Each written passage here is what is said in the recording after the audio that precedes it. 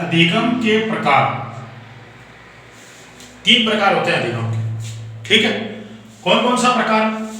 सबसे पहला प्रकार होता है गामक अधिगम। कौन सा होता है? गामक अधिगम, ठीक है, पहली बात समझ में आ रही है। दूसरा होता है प्रतिबोधनात्मक,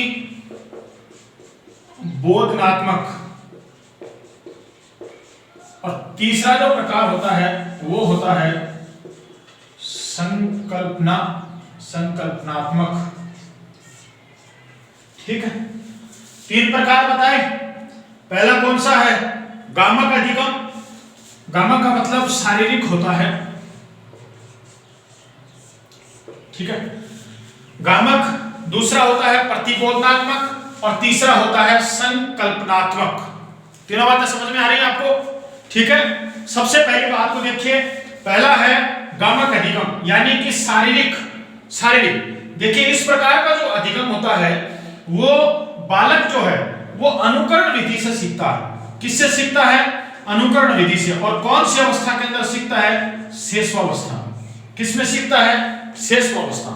और बालक को अनुकरण करके यह चीज सिखाई जाती है किसी अन्य व्यक्ति के द्वारा, अन्य व्यक्ति के द्वारा उसे सिखाई जाती है। किसके द्वारा? अनुकरण विधि के द्वारा। अनुकरण विधि।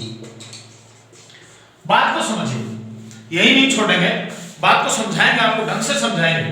देखिए, सबसे पहली बात कि वो कहता है कि बालक जो है, उस बालक जब वो शेषवावस्था में होता है, बच्चा जो छोटा जो बच्चा है वो जिस समय शेषवावस्था में है, उस समय उसे दूसरा व्यक्ति क्या करवाता है? सिखाता है।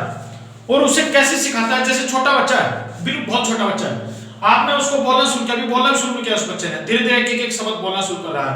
आपने उस बच्चे को कहा बेटा क्या करना है कि पापा बोलो बेटा। तो आप जब बार बार बोलते हैं, बच्चा शुरू में पा बोलता है, उसके बाद धीरे धीरे पा बोलता है, फिर उन शब्दों को जोड़ता है, पा ऐसे करता है बच्चा, पापा, धीरे धीरे मम्मी, माँ, मम्मा, धीरे धीरे बोलना शुरू करता है। उसके बाद अन्य लोगों के नाम बोलता है, ठीक है। तो ये जो बच्चा है वो अनुकरण करता है, किसी अन्य व्यक्ति का अनुकरण करता है और उस समय सीखता है। तो इस प्रकार की जो सीखने की जो प्रोसेस है उसे गामक अधिगम कहा जाता है। बात समझ में आ गई?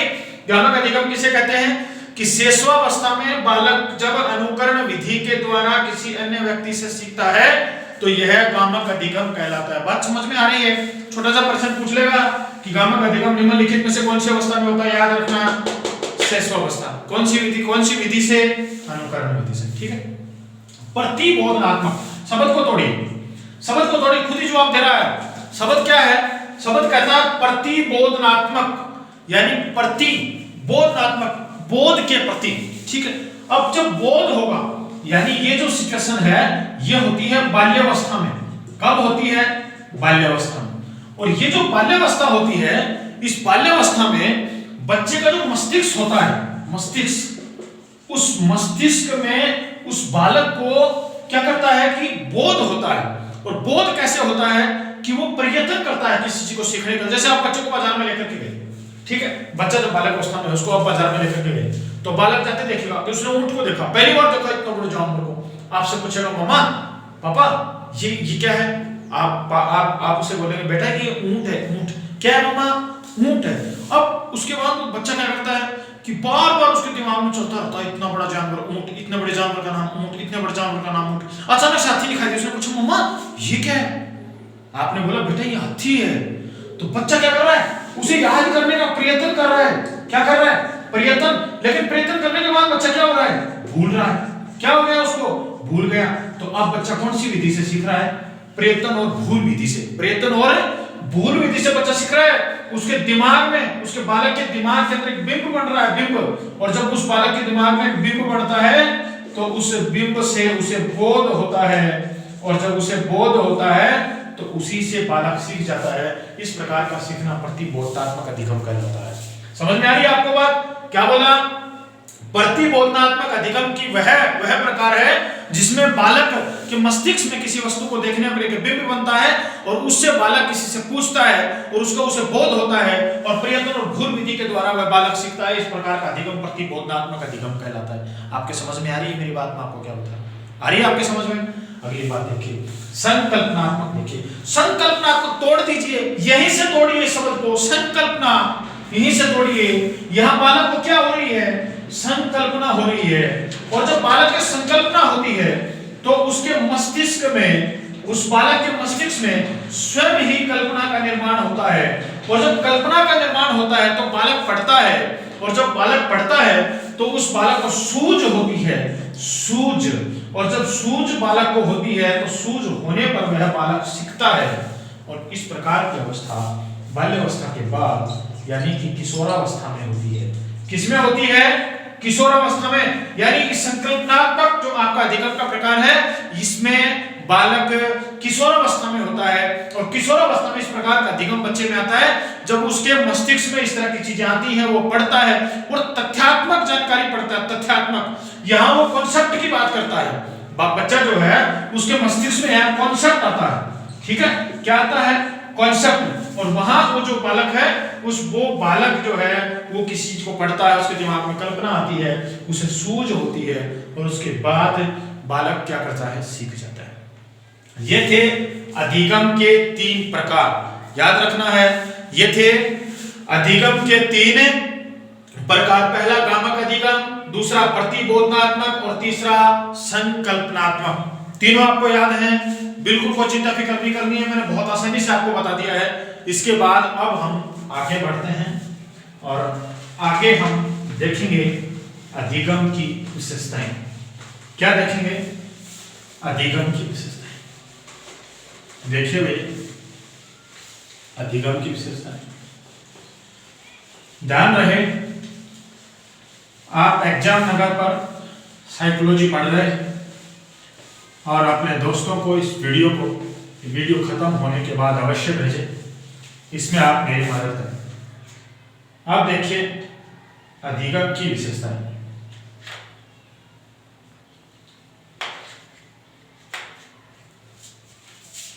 अधिगम की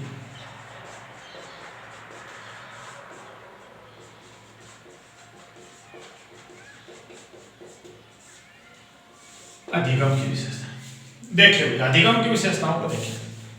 सबसे पहली बात कि अधिगम जो है, अधिगम यह एक प्रक्रिया है। अधिगम क्या है?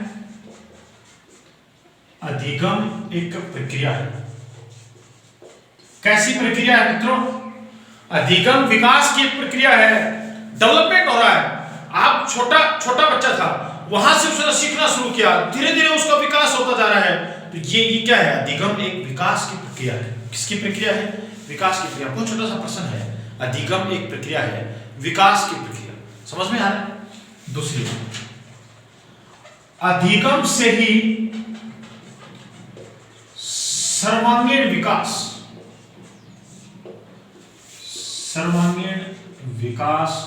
होता है। देखिए, मैंने पहले आपको समझाया था कि आपका बोलने का तरीका, किसी आदमी के साथ आप कैसे बातचीत करते हैं, किसी के सामने आप खुद कैसे प्रस्तुत होते हैं, आपकी आदतें क्या हैं, आपका नजरिया क्या है, इस तरह की जो तमाम प्रकार की जो चीजें हैं, ये सारे के सारे जो कौशल हैं, कम्युनिकेशन स्किल जो है आपकी, वो सभी किस पर निर्भर करती हैं? अधिगम पर निर्भर करती हैं। यानी कि हम कहें कि अधिगम से सर्वांगीण विकास होता है। यानी आपका संपूर्ण विकास अधिगम से ही संभव है। कहते हैं ना कि ये आप किसी आदमी के बारे में मेजरमेंट पहले लगा लेते हैं कि ये आदमी पढ़ा लिखा नहीं है, ये आदमी पढ़ा लिखा है। क्यों पहचाना? क्योंकि आपने उसका व्यवहार देखा, उसका व्यवहार कुशल नहीं था, आप समझ गए ये आदमी अनपढ़ों जैसी बात कर रहा है, इसको ज्ञान नहीं है। ज्ञान नहीं इसका मतलब इसने सीखा नहीं इसका मतलब उसे क्या नहीं है? अधिगम नहीं हुआ। क्या नहीं हुआ? अधिगम। तो याद रखना है, अधिगम से सर्वांगीण विकास होता है। बात समझ में आ गई? अगली बात, अधिगम जीवन पर्यंत चलने वाली प्रक्रिया है। बात को समझिए, अधिगम जीवन पर्यंत चलने वाली प्रक्रिया है। अब कैसे जीवन पर्यंत, इसे समझिए। जब छोटा बच्चा होता है तो वो आंखों पर सामंजस्य करना सीखता है। क्या सीखता है?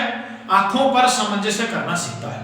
ठीक है, यानी जन्म से, जब उसका जन्म हुआ तभी से उसने सीखना शुरू कर दिया, यानी जन्म से ही सीखना शुरू किया। और जब उसकी मृत्यु होती है तो वो अपने परिवार को इकट्ठा करता है। जब सडनली कोई ऐसा हो तो बात अलग है, नहीं तो जब वो पूरी उम्र जी लेता है तो वो अपने परिवार को इकट्ठा करता है और परिवार को सिखाता है कि उसने जीवन में क्या पाया, परिवार को ये बात सिखाता है। अब आप पूछेंगे कि इसमें लर्निंग कहाँ हुआ, अधिगम कहाँ हुआ? अधिगम ये हुआ कि उस समय उसे इस बात का पक्का भान हो जाता है कि अब दुनिया छोड़ करके अकेला ही जाना है, सब कुछ यही रह गया है, जो भी जिंदगी में पाया वो सारा का सारा यही रह गया है। यानी आदमी जो है अधिगम जीवन में जन्म से लेके मृत्यु तक करता है, शुरुआत से लेके अंत तक अधिगम की प्रक्रिया चलती ही रहती है। बात समझ में आ गई? अगली बात है अधिगम सकारात्मक एवं नकारात्मक हो सकता है। बात को समझिए, क्या कहता है कि अधिगम सकारात्मक एवं नकारात्मक हो सकता है। आप स्कूल में जब बच्चों को पढ़ाने आप जाएंगे या आपने स्कूल में पढ़ा है तो आपने देखा होगा सबसे पहले प्रार्थना सभा होती है। क्या होती है स्कूल में? प्रार्थना सभा। प्रार्थना सभा में बच्चे को अध्यात्म की ओर धकेला जाता है कि बच्चा जो है वो उसमें आध्यात्मिकता का जो गुण है वो जुड़े, बच्चे में ऐसी भावनाओं का विकास हो। और फिर कक्षा और जो प्रार्थना सभा है उसमें प्रधानाचार्य या स्कूल का जो निदेशक होता है या जो अन्य अध्यापक होते हैं वो अच्छी अच्छी बात बताते हैं, प्रेरक प्रश्न बताते हैं, ताकि बच्चों में क्या हो, अधिगम हो। और कैसा अधिगम? सकारात्मक अधिगम। इसके बावजूद भी आपने देखा होगा कि बच्चे स्कूल में लड़ाई करते हैं और धीरे धीरे बाद में कई बच्चे इतने बड़े बदमाश बन जाते हैं, बहुत बड़े बड़े बदमाश बन जाते हैं, पढ़ करके तो वो भी स्कूलों से आए हैं और उसी प्रार्थना सभा में वो गए थे। जबकि वो बच्चों ने तो उनके ऊपर वो बच्चे क्या सीखे? नकारात्मक। और जिनमें अध्यात्म की ओर हमने बच्चों को डाला, जो अच्छे इंजीनियर बने, वैज्ञानिक बने, डॉक्टर बने, अध्यापक बने, अन्य और भर्तियों में सक्सेस हुए या अन्य कोई जॉब कर रहे हैं, कोई अपने कोई जो है बिजनेस चला रहे हैं, उनमें कैसा अधिगम हुआ? सकारात्मक अधिगम। आप समझ गए? सकारात्मक अधिगम यानी अधिगम सकारात्मक भी हो सकता है और अधिगम में नकारात्मक भी हो सकता है। बात समझ में आ गई? पांचवी बात, अधिगम समझिए। अधिगम जो है, अधिगम मित्र मंडली, अध्यापक एवं परिवार पर निर्भर करता है।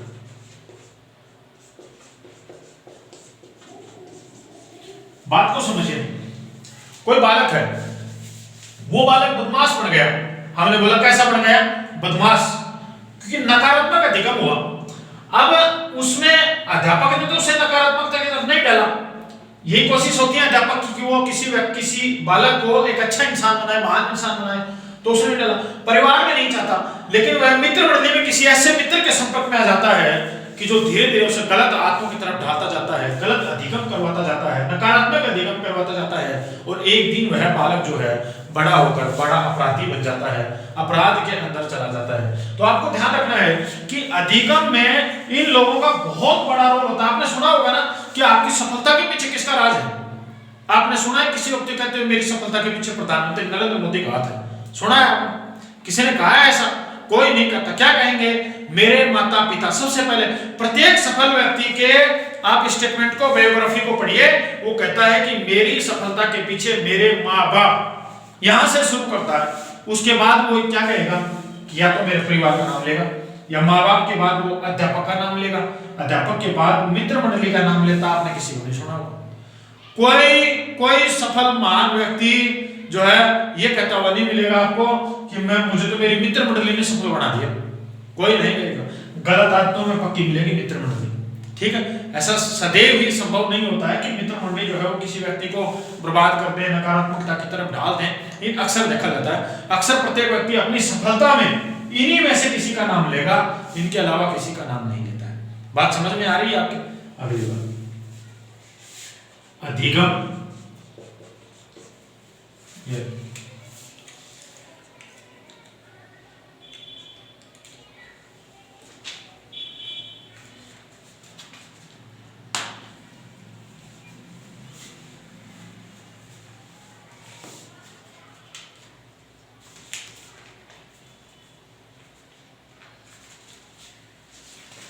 देखिए भैया, अधिगम जो है, अधिगम नवीन होता है, लेकिन सदैव नवीन हो यह आवश्यक नहीं।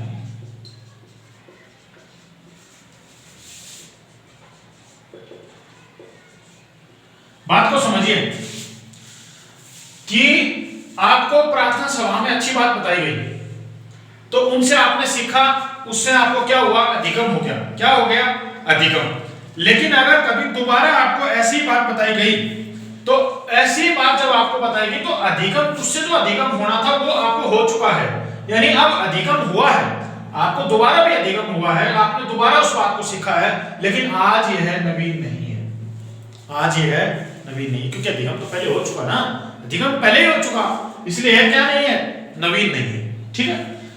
बिंदु नंबर 7, अधिगम स्वाभाविक प्रक्रिया नहीं है।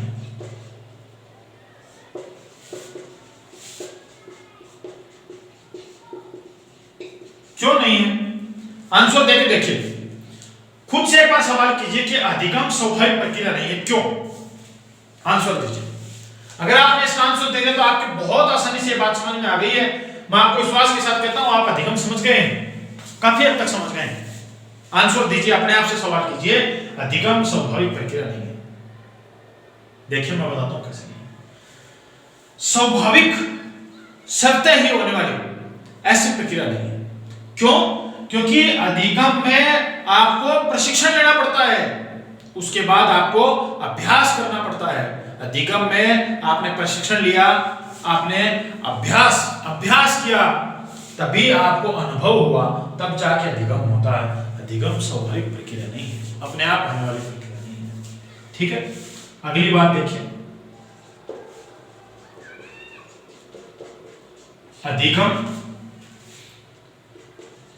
क्रियात्मक होता है। ये सुनिए, ये क्या बात है? अधिगम क्रियात्मक होता है, यानी क्रिया करोगे तो अधिगम होगा, अगर आपने क्रिया नहीं की तो अधिगम नहीं होगा। बात समझ में आ रही है? आपने किसी किताब को पढ़ा ही नहीं, आप अधिगम को पढ़ ही नहीं रहे, और बिना पढ़े आप कह रहे हो अधिगम आ गया, मेरे को पूरा अधिगम आ गया। कैसे आ गया भाई? कैसे आ गया? आपने पढ़ाई नहीं ना, क्रिया नहीं करी। कौन सी क्रिया? पढ़ने की क्रिया नहीं करी, अधिगम नहीं आएगा।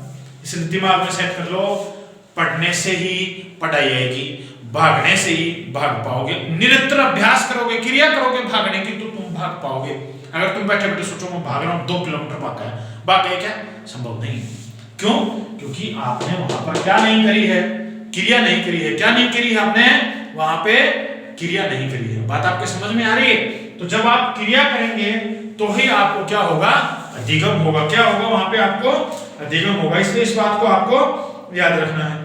अगली बात है कि अधिगम जो है उसमें सीखने की कई विधियां हो सकती हैं। ठीक है। जैसे मैंने इससे पहले आपको बताया था कि अधिगम में सीखने की कई विधियां हो सकती हैं। थोड़ी देर पहले मैंने आपको बताया था, पहले लाइन को पढ़िए, उसके बाद पीछे की बात पे गौर फरमाइए कि अधिगम में सीखने की कई विधियां होती हैं। जैसे मैंने आपको 2-3 मिनट पहले, इससे पहले मैंने आपको बताया था कि जैसे बालक जो है सूझ विधि से सीख रहा है, ठीक है, बालक जो है प्रयत्न और भूल की विधि से सीख रहा है। बात समझ में आ रही है? और बालक जो है वो किसके साथ सीख रहा है? बालक अनुकरण विधि के द्वारा सीख रहा है। उसे कोई कह रहा है, उससे बालक सीख रहा है। 10वीं बात है कि अधिगम उद्देश्य पूर्ण होता है।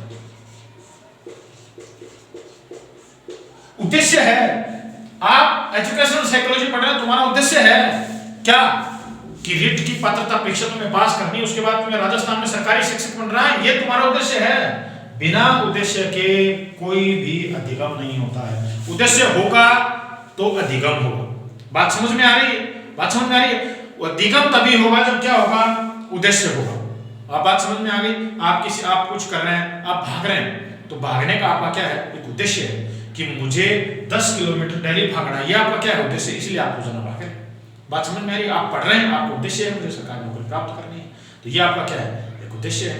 तो यानी कि प्रत्येक जो है अधिगम का क्या होता है, एक उद्देश्य होता है, और उस उद्देश्य के लिए क्या होती है, क्रिया होती है। क्या होती है? क्रिया होती है। और सबसे इंपॉर्टेंट बात यह है कि अधिगम से ही व्यवहार में परिवर्तन होता है।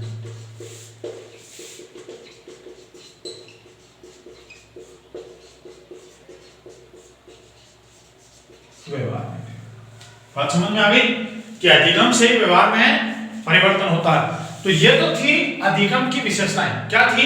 अधिगम की विशेषताएं। अब इनके साथ एक बात और आपको याद रखनी है कि हमने कहा कि अधिगम में स्थायी परिवर्तन होता है। क्या होता है? स्थायी परिवर्तन। और हमने आपको यह भी बताया कि स्थायी परिवर्तन 3 मूल कारणों से होता है। हमने आपको कारण भी बताया। आम आदमी पार्टी, याद करो, ए से अभ्यास और दूसरे ए से अनुभव, और आपके पी से प्रशिक्षण। लेकिन क्या अगर आपके व्यवहार में परिवर्तन हो गया, और व्यवहार में परिवर्तन किससे हुआ? बीमारी से। आप बीमार हो गए। जब कोई व्यक्ति बीमार हो जाता है, ज्यादा बीमार हो जाता है, तो उसके व्यवहार में परिवर्तन आ जाता है, चिड़चिड़ापन जिसे हम कहते हैं, आता है। अब उस व्यक्ति के व्यवहार में जो परिवर्तन आया, व्यक्ति के व्यवहार में परिवर्तन आया किसकी वजह से? बीमारी की वजह से। क्या उसके व्यवहार में बीमारी की वजह से आया जो परिवर्तन है, ये परिवर्तन क्या ये अधिगम कहलाता है? बताओ, क्या ये अधिगम कहलाता है? नहीं कहलाता। क्यों नहीं कहलाता? क्योंकि ये परिवर्तन स्थायी नहीं है। स्थायी परिवर्तन नहीं है।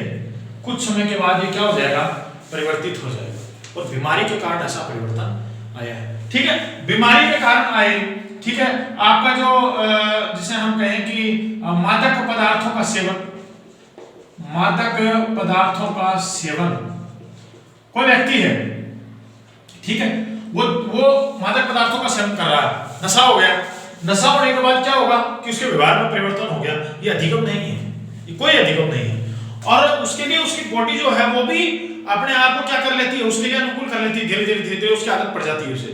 तो इस तरह का कोई जो है, इसे हम कोई परिवर्तन नहीं कह सकते हैं। ठीक है, तो आपकी किसी बीमारी के कारण व्यवहार में परिवर्तन होता है, मादक पदार्थों का सेवन है उसके कारण कोई परिवर्तन होता है, या अन्य किसी कारणों से कोई ऐसा परिवर्तन होता है जिससे आपके जो है शरीर में या आप में कोई स्थायी परिवर्तन पैदा नहीं होता, तो इससे हम अधिगम नहीं कहेंगे।